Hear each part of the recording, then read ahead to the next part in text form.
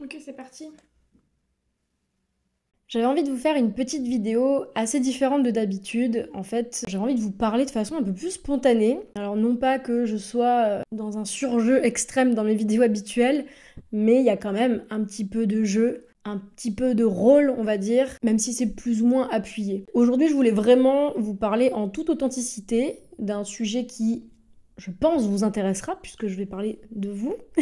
Enfin, plutôt de moi, enfin de vous par rapport à moi. Plutôt de moi par rapport à vous. Parce que je pense qu'il y a pas mal de questions que vous vous posez, et d'ailleurs vous m'en aviez posé pas mal dans la petite boîte à questions que j'avais mise en story, donc j'en profite pour faire une vidéo entière sur le sujet. Quelle est ma relation avec vous? C'est très bizarre en fait d'avoir un public invisible. Mine de rien, ça fait quand même 3 ans que je fais ce métier-là, maintenant. Autrement dit, la création de contenu. Et je voulais quand même rappeler que si ce métier existe au départ, c'est grâce aux abonnés. Donc grâce à vous. Enfin, grâce à moi, parce que je suis aussi abonnée à plein de comptes. J'aime consommer du contenu, mais j'aime encore plus en créer. Ça, c'est vraiment mon truc. En fait, c'est assez dingue de se dire que on part tous et toutes de 0 abonnés quand on s'inscrit sur une plateforme. Et puis, ça augmente. Alors au départ, c'est nos amis, notre famille, nos proches, des gens qu'on a rencontrés en soirée et avec qui on veut garder contact, ce qui n'arrive jamais en général, mais sur le moment on y croit. Et puis, il suffit qu'une vidéo fonctionne et puis ça peut partir très loin. Moi, quand j'ai commencé sur TikTok, j'avais pas du tout prévu de percer. Il y a une de mes vidéos féministes qui a bien marché. Et après, je me suis prise au jeu parce que je trouvais ça rigolo. Et puis j'aimais bien, parce que je suis quelqu'un d'assez créatif. Je me revois au collège, lycée, on va dire, faire des vidéos dans ma chambre et ne jamais les poster, bien sûr, parce que j'assumais pas. Mais je faisais l'apprentie youtubeuse et j'avais très honte, mais je le faisais quand même. Donc oui, en fait, quand ça a commencé à marcher pour moi, même si je l'avais pas voulu, je me suis rapidement prise au jeu. Et il se trouve que je suis quelqu'un qui a beaucoup d'idées, et je pense que je suis pas trop mauvaise dans ce domaine-là. Ok, faut qu'on arrête, nous les femmes, de nous dévaloriser comme ça. Je pense que je suis assez douée pour ça. Je l'ai dit. Non, vraiment, il faut qu'on arrête avec le syndrome de l'imposteur, c'est chiant à force. Alors le truc, c'est que quand j'ai eu 1000 abonnés, j'ai trouvé ça dingue. Quand j'en ai eu 10 000, j'ai trouvé ça dingue. Quand j'en ai eu 100 000, je me suis dit, mais c'est incroyable. Enfin, j'aurais jamais pensé pouvoir réunir autant de personnes avec mon contenu, qui était plutôt un contenu qui avait évolué sur la langue française. Et puis après les 100 000 abonnés, ça a tout simplement explosé. Et aujourd'hui, j'ai plus d'1 million d'abonnés sur TikTok, presque 300 000 sur Insta et presque 100 000 sur cette chaîne YouTube, alors que j'ai commencé YouTube il y a 1 mois et 1 semaine. Vraiment incroyable. Merci. Pas d'autres mots. Mais en fait, durant ces 3 années, il y a eu des moments où je me rendais plus compte. En fait, les chiffres sont tellement vertigineux, que ce soit le nombre d'abonnés ou le nombre de vues, qu'ils deviennent irréalistes, immatériels, impalpables. Ça m'est arrivé à une époque de me dire « Oh là là, je stagne à 700 000 abonnés, c'est chiant ». Et vraiment, je m'en rendais compte. Par contre, je me disais « Mais ça va pas ou quoi? Est-ce que tu te rends compte de ce que tu es en train de penser là? C'est hyper grave. » Et je me suis juré de ne jamais m'habituer. De ne jamais me dire « Ok, j'ai 1 million d'abonnés, je m'y habitue, c'est normal. » Non, c'est pas normal. Pas du tout. C'est énorme. Maintenant, je célèbre. Moindre abonné en plus, je me dis, c'est trop bien, c'est super. Ça compte. Mais c'est vrai qu'il y a ce truc de devoir être productif à tout prix, et il se trouve que dans ce métier-là, les chiffres, on a un peu que ça. C'est un peu the indicateur pour savoir un petit peu ce qu'on vaut, ou du moins si ça marche, oui ou non.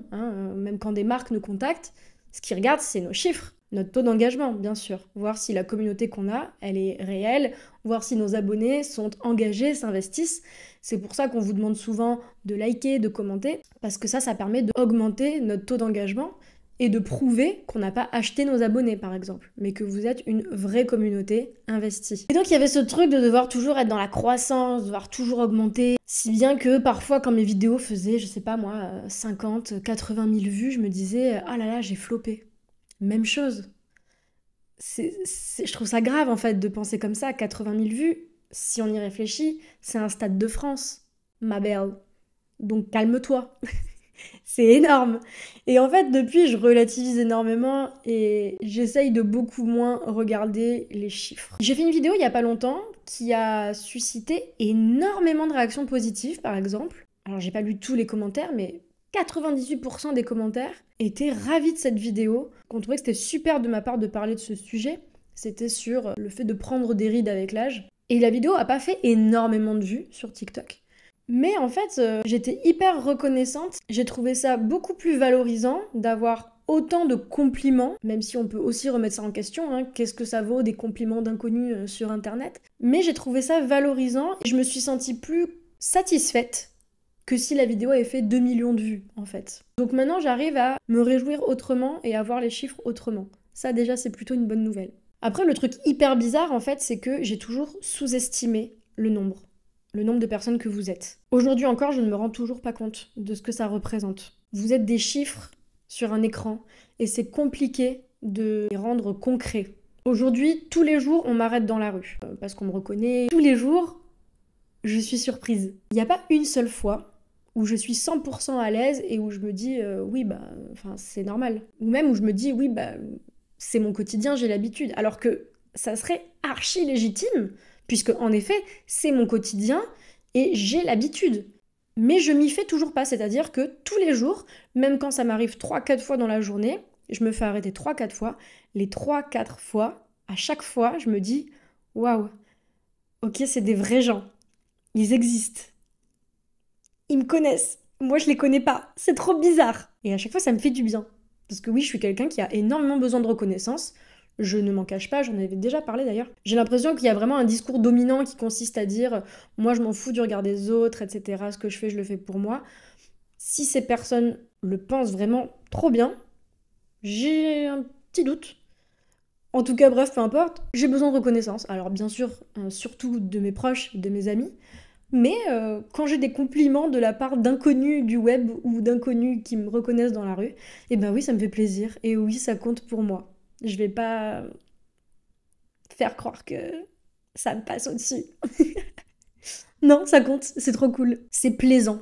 Et en fait, ça me rassure sur la qualité de mon travail, parce que oui, j'ai un gros syndrome de l'imposteur, rien de très original. On est hyper nombreux et surtout nombreuses à être concernés, donc pas un scoop ce que je suis en train de vous dire. Et du coup, comme j'ai conscience justement que vous êtes des vraies personnes, et ben souvent, c'est compliqué pour moi. Je vous explique. Parce que je reçois beaucoup de DM sur Insta. Quand je vous dis beaucoup, c'est vraiment beaucoup. Les journées où je poste aucune story, je vais en recevoir une trentaine. Quand je poste quelques stories, ça peut monter jusqu'à 300 messages par jour. Je parle que d'Instagram là. Et pendant très longtemps, en fait, et aujourd'hui encore, j'ai bien sûr conscience que je ne vais pas pouvoir répondre à tout le monde. Et ça me pose problème. Parce que j'ai l'impression de pas être sympa. Et que du coup, je vais vous décevoir. J'essaye de rationaliser, de me dire, mais meuf, tu peux pas. Tu peux pas répondre à 300 personnes toute la journée, enfin, c'est pas possible. Mais c'est dur. Au début, je répondais presque à tout le monde. Après, j'ai dû me calmer parce que c'était plus tenable en termes de temps. Mais je lisais tous mes DM, sans exception, jusqu'il y a encore 1 ou 2 mois. Je les lisais tous. Ça fait 1 mois et demi que je ne lis plus tous mes DM. Et que je réponds beaucoup moins. Mais ça me met mal à l'aise. Alors vous me connaissez pas mal, parce que ça fait 3 ans que je vous parle. Ça fait 3 ans que je fais des stories dans lesquelles je parle vraiment plus de ma vie privée, de ma vie de tous les jours. C'est pas du contenu éducatif que je fais en story. Donc vous avez quand même pas mal d'infos sur moi. Moi, je connais rien de vous. Donc déjà, il y a un déséquilibre dans notre relation. On dirait qu'on va faire une thérapie de couple, là, t'as vu? Mais vous me connaissez, tu me connais un peu. Du moins, tu connais ceux que je veux bien te montrer. Moi, je te connais pas du tout. Je sais rien de toi. Donc il y a un déséquilibre dans notre relation. Et je pense que ça crée chez toi une attente vis-à-vis de moi. Déjà parce que t'es habitué à ce que je crée du contenu, à ce que je te propose du divertissement. Donc, il y a peut-être aussi cette logique de « j'attends qu'elle me réponde quand je lui écris un message privé ». Peut-être que vu que je travaille sur les réseaux sociaux, tu te dis « elle y passe sa journée, elle est toujours sur son téléphone, elle peut bien me répondre du coup ». Peut-être que tu te dis ça. Mais si tu penses ça, c'est que tu sous-estimes vraiment tout le travail qu'il y a dans ce métier-là. Et quand il y a un abonné qui m'a écrit plusieurs fois, une fois en mars, une fois en avril, une fois en juillet, et qu'il finit par me dire « Franchement, tu réponds jamais, c'est bon, laisse tomber, c'est pénible ». Et ben moi, quand je lis ça, ça me fait mal. Je vais pas me mettre par terre et pleurer, mais je me sens mal à l'aise. J'ai vraiment l'impression de pas être sympa et de vous décevoir. Surtout au début, vraiment. Au début, je culpabilisais. Et souvent, quand quelqu'un m'écrivait ça, je lui répondais. Je lui répondais et je lui disais « Je suis désolée, je reçois beaucoup de messages ». Je m'excusais. Alors que j'ai pris du recul aujourd'hui et j'ai analysé en fait ma propre pratique des réseaux sociaux en tant que personne abonnée. Moi aussi, je suis une abonnée de plein de créateurs et de créatrices de contenu. Et je sais pas, je pense à des personnes qui ont des gros comptes. Si j'écris à Lena Situation, bon, on va prendre un peu moins célèbre. Si j'écris à Cyrus North, bon, déjà, je vais pas le faire parce que je me dis qu'il a autre chose à faire. Mais si jamais je réagissais à une de ses stories, jamais j'attendrais qu'il me réponde. Enfin, s'il me répondait, je me dirais waouh, il m'a répondu, incroyable, il prend le temps de le faire, c'est trop chouette. Mais jamais j'aurais cette exigence de me dire je lui écris et j'attends qu'il me réponde. À aucun moment. Et ça, analyser ma propre pratique des réseaux sociaux, ça m'a permis de comprendre que peut-être ce sentiment de culpabilité que j'avais était pas vraiment légitime, pas vraiment rationnel. Il fallait que je me détende et que je pense un petit peu plus à moi et à mon bien-être. Et là-dessus, j'ai réussi à prendre un petit peu de distance, mais c'est très nouveau. Et ça m'arrive encore des fois de culpabiliser un petit peu. La deuxième chose, c'est que souvent, je vous ai répondu, et souvent, ça s'est mal terminé. Je vous promets, après, je vais passer aux choses positives. C'est-à-dire que ça m'est arrivé de discuter pendant des semaines, des mois, avec un ou une abonnée qui avait réagi à une story. J'avais trouvé sa réponse marrante, on échange un petit peu, etc. Au bout d'un moment, la personne s'avère homophobe, transphobe. Ou alors, il s'avère hyper élitiste, hyper méprisant avec les personnes qui font des fautes d'orthographe, par exemple. C'est vraiment des choses avec lesquelles j'ai du mal. Je sais que si tu réfléchis comme ça, on ne pourra pas être amis, on ne peut pas être potes. Même virtuellement, ça va être compliqué. Ça m'est arrivé il y a pas longtemps, il y avait une abonnée avec qui je parlais depuis des mois. Très sympa, enfin vraiment on s'entendait très bien. J'ai fait une story dans laquelle je postais un article qui parlait des dernières sorties transphobes de J.K. Rowling. Et cette abonnée m'a fait comprendre qu'elle soutenait les propos transphobes de J.K. Rowling. Alors vous allez vous dire, mais elle est bizarre Athéna quand même, parce que je me suis sentie trahie. Enfin, j'ai été hyper déçue en fait. Comme si c'était vraiment une amie à moi. Je me suis dit, waouh, non, ça fait des mois qu'on parle et en fait... Et ça m'a fait un truc, vraiment. Je me suis retrouvée dans une position très inconfortable. Et je l'ai bloquée. Et j'aime pas ce move. J'aime pas me dire que je vais la bloquer, alors qu'on a parlé pendant des mois et qu'elle était sympa. Mais là, il s'agit pas de dire elle pense différemment de moi, donc je la bloque. Non, je parle avec plein de personnes qui n'ont pas les mêmes idées que moi. Édouard, si tu me regardes. Mais là, il s'agit d'un délit, hein, je le rappelle. La transphobie n'est pas une opinion, c'est un délit. Je suis pas capable d'échanger avec une personne qui va considérer que certaines minorités sont des sous-humains. C'est pas possible. C'est au-delà de mes forces. Et en fait, si je vous raconte cette anecdote, c'est parce que elle m'a permis de comprendre que je m'investissais beaucoup trop émotionnellement dans des relations virtuelles. J'y mettais beaucoup trop de mon âme. Parce que vraiment, ça m'a affectée. Et cette prise de conscience, ça m'a amené à tout revoir en fait. Sur Insta, quand vous répondez à quelqu'un pour la première fois, la discussion elle est débloquée, c'est-à-dire qu'elle n'est plus dans vos demandes. Et ça veut dire que quand la personne va vous réécrire, vous aurez une notification. Et moi, quand j'ai une notification, eh ben j'ouvre. Voilà. Parce que je me dis, oh, mais si je revois pas son message, la personne elle va être déçue, elle va penser que je la snob et que je fais ma star. Donc j'ouvre le message. Et une fois que j'ai vu le message, je me dis, elle a vu que j'ai vu, donc maintenant il faut absolument que je lui réponde, sinon elle va penser que je fais ma star. Enfin, waouh, c'est compliqué dans ma tête, ok? Donc j'avais fini par rentrer dans un truc hyper vicieux. Je répondais absolument à toutes les discussions que j'avais débloquées. Dès qu'un abonné m'écrivait et que la discussion était débloquée, je répondais. Tout le temps. Et dans les 5 minutes, souvent. Même quand j'étais en soirée, même en tête-à-tête, en amoureux. Et parfois je me sentais obligée de répondre juste pour pas paraître froide. Et ça va pas du tout, faut pas faire ça. Vis ta vie, profite du moment présent avec tes proches, non, je sais pas. Et en fait, j'ai fini par me sentir archi prisonnière de ces relations virtuelles. Et en même temps, voilà, il y a beaucoup de personnes qui vont me dire « Mais arrête, c'est que du virtuel, tu les connais même pas, tu leur dois rien. » Et je suis pas d'accord avec ça. Pour moi, évidemment que je vous dois quelque chose. Parce que c'est grâce à vous, si j'en suis là aujourd'hui. Et je suis quelqu'un de très loyal et de très reconnaissant. Je déteste l'ingratitude. Donc mon attitude qui était vraiment too much, ça n'allait pas. Mais quand on me dit « C'est rien pour toi, tu les connais pas, tu leur dois rien », j'arrive pas avec ce discours-là non plus. Oui, c'est une relation virtuelle qu'on a, mais vous êtes des personnes réelles. Comme je vous le disais tout à l'heure, j'en ai conscience. Mais du coup, je me retrouve dans une impasse, tout simplement. La troisième chose, c'est un autre type de déception. Ce sont toutes les personnes qui viennent me parler, à qui je réponds, et au bout de quelques échanges, ou au bout de quelques jours, pour les plus malines d'entre elles, me demandent de leur faire de la pub. Voilà. Au fait, j'ai écrit un livre, au fait, j'ai sorti un album, au fait, j'ai créé une marque, au fait, blablabla. Est-ce que tu pourrais en parler dans ta story, s'il te plaît, Athéna? Et là, croyez-le ou non, ça me fait mal. Et dites-vous qu'au début, je l'ai fait. J'ai partagé en story leur marque. Je l'ai fait. Plein de fois. Oui, vous pouvez m'insulter, hein. Allez-y. Bon, j'ai fini par arrêter, hein. Aujourd'hui, j'arrive à dire non. Et je suis claire sur le sujet. Je ne le fais qu'avec des personnes dont je suis proche dans la vraie vie. Pour leur donner un coup de pouce. Ça, ok. Mais aujourd'hui encore, quand je dis non à ces gens-là et que je leur explique, j'ai l'impression de pas être sympa.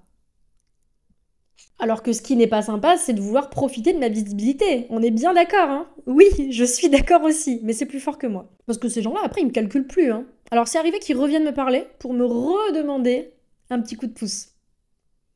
Alors déjà qu'en tant que créateur et créatrice de contenu, quand on fait une collab rémunérée, c'est archi mal vu, on se fait démarrer, hein, je vais pas vous mentir. Même nos abonnés fidèles se désabonnent, ça y est, tu fais des pubs, gna gna gna. C'est mal vu, on le sait. Alors moi je fais en sorte de pas en faire beaucoup, parce que je veux pas vous saouler avec ça, et aussi parce que je suis hyper exigeante, donc il y a beaucoup de collabs que je refuse parce que pas éthique ou autre. Mais si en plus des collabs, et donc des insultes, je dois en plus faire de la pub pour la marque de Jean-Eudes, et de toutes les personnes qui me demandent, parce que des demandes comme ça, j'en ai quasiment 3 par semaine, on va dire. Mais si je fais ça, je deviens un panneau de pub, en fait. Et là, je vais vraiment vous gonfler. Et là, ce serait légitime. Donc là-dessus, maintenant, je refuse catégoriquement.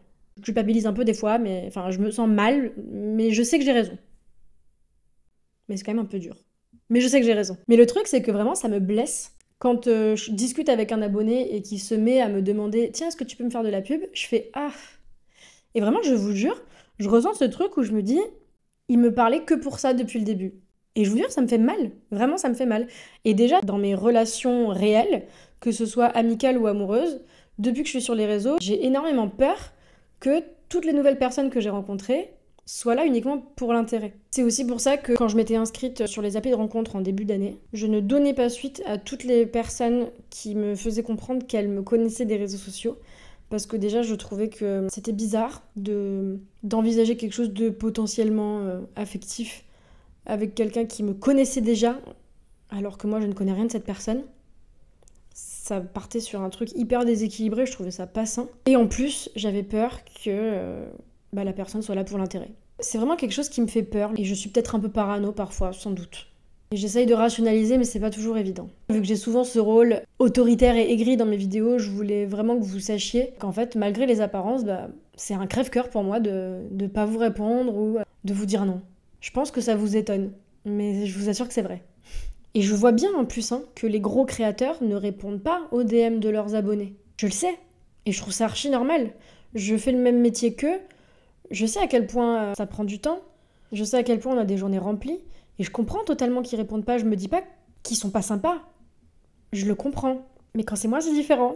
Je vous jure, je vais essayer de travailler. Je vais essayer de plus penser à moi, de me laisser tranquille. Et de me dire, ok, là, si j'ai pas répondu à cette personne, c'est pas trop grave. Mais si vous me parlez sur Instagram, vous avez peut-être remarqué qu'en ce moment, je réponds un petit peu moins. J'essaye de commencer à le faire. Ça, c'était pour les insécurités, pour tous les trucs qui me mettent mal à l'aise. Mais il y a un 4e point dans mes relations parasociales, comme on dit. Et celui-ci, alors là par contre, je me sens parfaitement légitime et parfaitement dans mon droit de ne pas répondre, et je ne réponds jamais. Il s'agit des charros. Jingle, montage. Le nombre de mails que je reçois, de longs mails, avec des longues phrases, bien empoulées, tout ça pour à la fin me dire « Est-ce que tu veux faire connaissance ?» C'est ma boîte mail professionnelle déjà. Je travaille là. Alors là, je réponds jamais, et vraiment, j'ai aucun scrupule. Ça me tue de me dire que ces hommes ont autant d'audace. Jamais j'oserais écrire à une créatrice de contenu pour lui dire « Ça te dirait d'aller boire un verre ?» Pourquoi eux, ils se le permettent comme ça? Alors vous allez me dire « Ah bah ils tentent, hein ?» Oui, ils tentent. Ils ont de l'audace. Et ça change rien en fait que c'est ma boîte mail professionnelle. Je me lève le matin, j'ouvre mon ordi, je me mets à mon bureau, je travaille. J'ai 15-20 mails de la sorte. C'est très chiant. Et non, Julien, c'est pas parce que t'as fait 3 paronomases et 2 métaphores que je vais me dire « Waouh, Julien, mais oui, j'ai vraiment envie de faire connaissance avec toi !» Non. Je travaille, laisse-moi travailler. Ça ne m'intéresse pas. Et je vais même pas donner l'argument du « je suis en couple », parce que si j'étais célibataire, ce serait exactement la même chose. On le répète assez qu'il y a des endroits où il ne faut pas draguer. La rue, par exemple. Une boîte mail professionnelle. 2e exemple. Donc là, vraiment, c'est non négociable. Et là-dessus, je Je culpabilise pas du tout. Vous avez vu? Je progresse. Alors je vais pas parler des haters parce qu'ils le méritent pas et parce que je considère qu'ils ne font pas partie de ma relation abonnée. C'est le titre de la vidéo. C'est donc hors sujet. Donc je parle pas d'eux. Mais en revanche, je voulais plutôt parler de tout le positif que vous m'apportez. Et je voulais finir là-dessus parce que je viens de parler de toutes les situations qui me mettent en difficulté, qui me mettent mal à l'aise. Mais en réalité, il y a tellement de fois où vous me soutenez, où vous me consolez, où vous m'encouragez, où vous me faites rire, que je voulais vous dire merci. Tout simplement. Voilà, c'est fait. Merci, je le redis. Non, vraiment merci. Et vraiment, je le dis hyper sincèrement. Je le pense. Il y a des personnes parmi vous à qui je parle depuis 2-3 ans. Certaines depuis vraiment le tout début. Je pense à Dounia, je pense à Fabien, par exemple. Il y en a plein d'autres, mais ces deux-là, je leur parle très régulièrement. Et je me dis, c'est dingue parce que ces personnes, il m'arrive d'aller leur demander des conseils, même pour des trucs de ma vie personnelle, en fait, vous voyez. Et ils me répondent, toujours avec bienveillance. Et ils veulent vraiment le meilleur pour moi. J'en suis persuadée. Là, je suis pas naïve. Je pense vraiment qu'ils sont sincères. Et ces personnes, je les considère comme des potes, mais vraiment. C'est fou, hein, et je trouve ça hyper beau. J'aime bien, des fois, voilà, me laisser aller et me dire non, ces personnes ne sont pas là pour l'intérêt, elles ne m'ont jamais rien demandé. Je pense qu'elles m'apprécient et je les apprécie sincèrement, c'est vraiment réciproque et c'est trop chouette. Pourtant, je les ai jamais vues en vrai. Alors, il y en a d'autres que j'ai eu l'occasion de rencontrer, que ce soit par hasard ou non, et à chaque fois, c'était de super bons moments. L'année dernière, de novembre 2022 à début février 2023, on va dire, j'ai passé une sale période. Vraiment bourbier, sale période. Pour le faire rapide, rupture amoureuse, rupture amicale, dépression, grosse remise en question, estime de moi hyper basse. Je m'aimais pas du tout à cette période. Je dis pas ça pour que vous me disiez « Oh non, t'es nanana ». Non, parce que vraiment je pense que c'est très bien de se détester parfois. Faut pas que ça dure trop longtemps bien sûr, mais ça permet un vrai travail sur soi pour le coup et je pense que c'était aussi nécessaire. Donc ça m'a permis de me remettre en question sur pas mal de trucs. Donc pas plus mal. Mais pendant cette sale période, vous avez été au top. Vraiment. Alors bien sûr, il y avait ma famille et mes amis qui ont été là pour moi. Et évidemment, c'est le plus important, bien sûr. Mais mine de rien, vous m'avez envoyé énormément de messages et ça m'a véritablement aidé. Pour de bon. Je l'avais dit dans une story d'ailleurs. À ce moment-là, vraiment, j'avais lu tous vos messages. J'avais pas pu répondre à tout le monde. J'avais lu absolument tout et je vous assure que ça me faisait du bien. Vos mots comptent. Vous vous en rendez peut-être pas compte, vous vous dites « elle s'en fout, elle en reçoit plein, elle va même pas me lire ». Alors déjà, je vous ai tous et tous lus, et en plus, ça a vraiment compté pour moi, ça m'a vraiment fait du bien. Je voulais que vous le sachiez. Vraiment, ne sous-estimez pas l'impact que peuvent avoir vos mots, même quand vous les envoyez à des créateurs qui ont beaucoup d'abonnés. En tout cas, pour moi, ça compte. Merci. Donc, je voulais vraiment vous remercier pour ça, pour tous ces moments, pour votre humour, nos blagues de paix. C'est toujours un plaisir, c'est une source intarissable de LOL. Et voilà, juste pour aussi ces moments légers, je vous dis merci. J'espère que ça vous aura plu de m'entendre parler un peu plus de la vraie vie et de ce qui se passe de l'autre côté de l'écran. Moi, j'avais vraiment envie de faire cette vidéo, vraiment. J'espère que ça vous aura permis de me comprendre un peu mieux, de me connaître un peu mieux. Moi, je vous connais toujours pas du coup, mais c'est pas grave, je commence à m'y faire. Je vous embrasse fort.